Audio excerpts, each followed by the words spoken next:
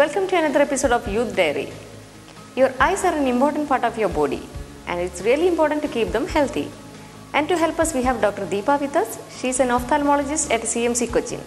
Hello doctor, welcome to our show. Thank you, same here. Doctor, can you just tell me what are the common eye problems in teens?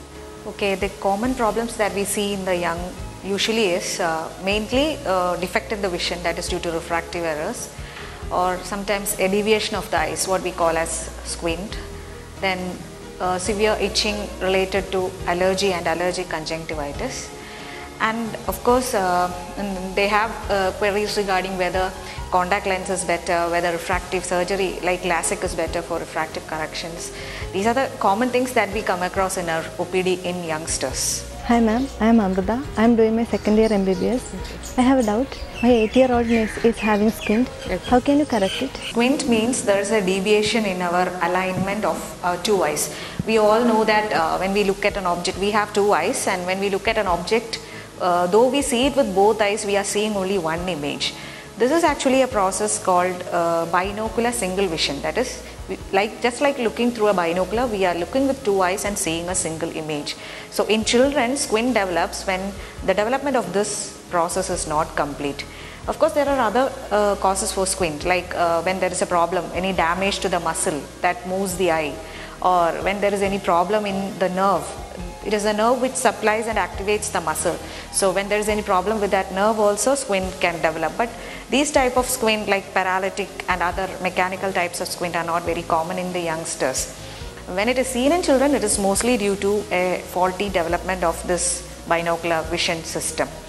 So also there is another possibility, that is when the vision is not good. We all know if we are getting a very unclear image, and when we get a clear image, we have a tendency to prefer the clear image and ignore the blurred one. Just like that, when one eye is having a good vision and the other eye is having a defect in the vision, this defective eye has a tendency to become lazy and not to use that eye. So that eye will go into a situation called divergent squint, that is, the eye will deviate out.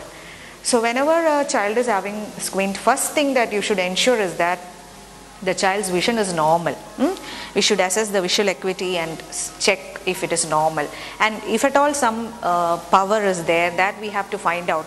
After doing a detailed dilated evaluation, we have to find out the refractive error and give correction. The problem is, unless this is corrected, the proper development of the retina will be affected, and after a particular period of time, even if you correct it, the child will not attain completely normal visual acuity. This is something what you call as amblyopia that may develop.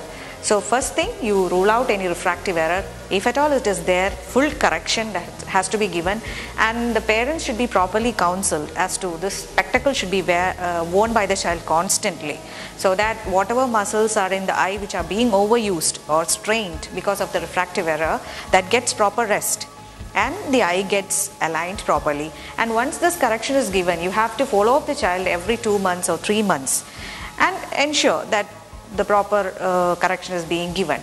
Even after doing this for around 6 months or so, this everything correction is given, the child is using it properly, his vision is coming up, everything is okay, but still there is deviation persisting, means you should ensure that there is no problem with the muscles as well as the nerves, that all that evaluation, any central nervous system, neurological problems, everything should be ruled out, and then you should suggest surgery.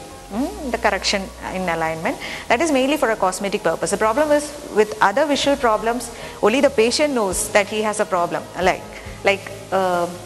he cannot see, there is a blurring in vision. But the problem with squint is that both the patient as well as those who are looking understands that he has a problem. So it has got some psychological aspects also. It may impair the confidence of the person. So surgical correction can be advised in that stage of squint. So you should get an opinion from a good pediatric oculoplasty surgeon regarding the surgical correction of squint.